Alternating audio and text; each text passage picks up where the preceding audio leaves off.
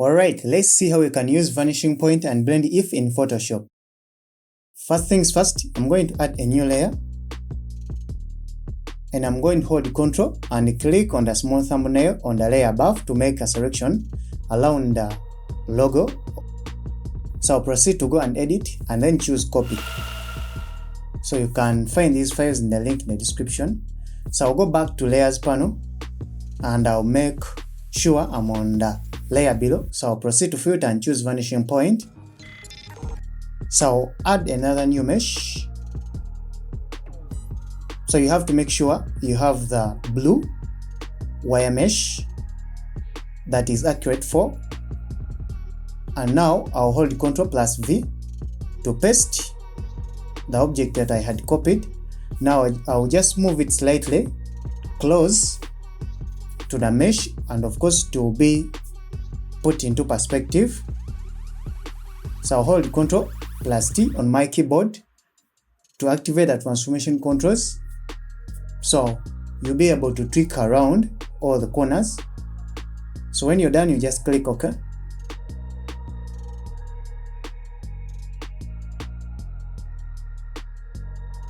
So I'll go back to my layers panel and I'm going to add a new layer.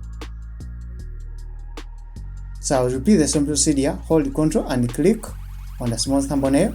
Now proceed to color adjustments and choose solid color. I'll go with black because I'm going to make shadows, and that shadow is going to be below that logo. So I'll right click and convert it to a smart object.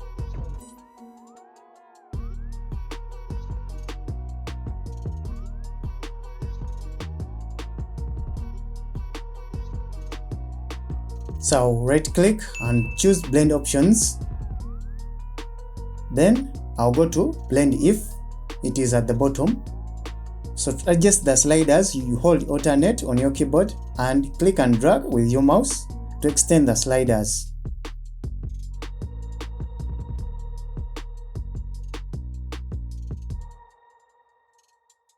So I'll unhide this layer and I'll adjust the opacity around 35%.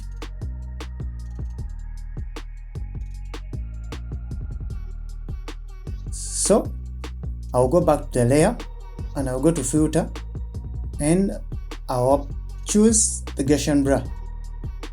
So I'll go around 18 pixels is okay. So I'm making shadows perfect. That's why I've applied the Gaussian blur.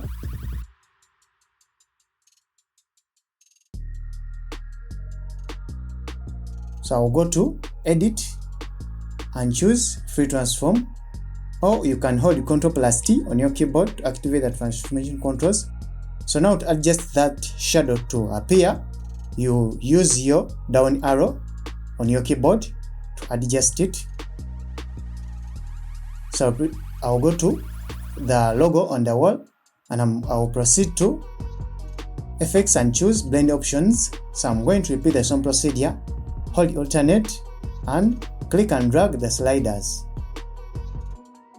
So I'm making it realistic, like it is blended into the wall. So I'll repeat the same procedure on our text house.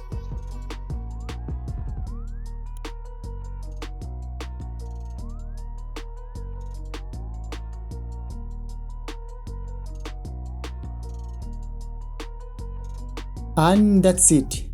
Please don't forget to subscribe to see more of this. Thanks for watching. Peace.